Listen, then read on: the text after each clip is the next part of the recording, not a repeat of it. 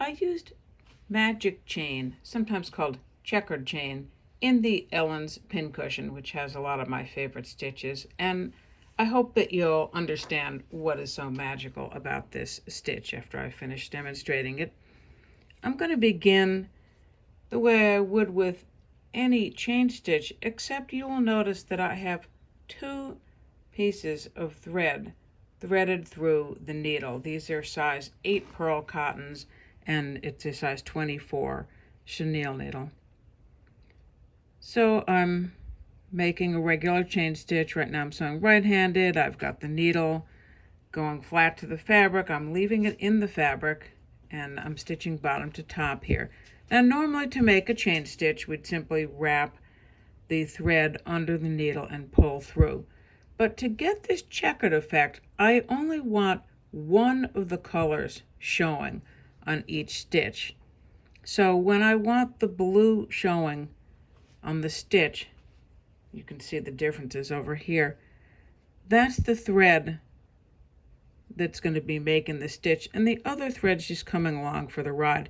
Here it's really important to use your offhand to control the threads as you're pulling it through, because you can see right here is where you can make a little bit of a mess, because you're thinking by now, what's going to happen with that orange thread? I just keep pulling through, and see, just like magic, the orange thread, because I didn't have it in the loop, just gets pulled under the surface. Now, since I just had the blue thread showing, you use your thumb of your offhand to guide which thread you're going to use. So put the needle in, leave it in. So now I've wrapped the orange thread under the needle. I can use my thumb to stabilize that and pull that through. Same thing if I wanted to sew left-handed, it's the same exact stitch. I just put the needle in.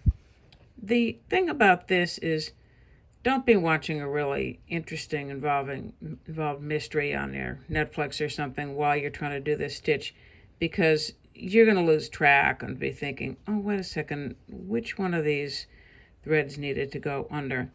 So here I can stabilize this with my right hand. So now it's the turn of the blue thread to be underneath.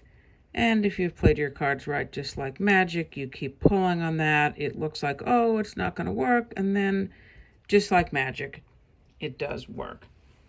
So here I did 2 stitches with, see, that has both of the threads.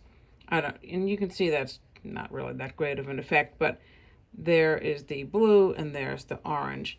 And this is something that if you've never done it before, it's easiest to learn in 2 threads that pull through fairly smoothly and that are the same weight as each other and that you can get easily into the same needle. Of course, I had to try it in a variety of different threads.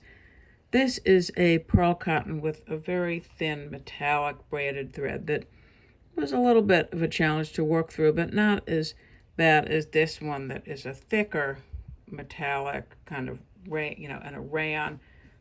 This is a velvet thread with a rayon, and then these are 2 pearl cottons.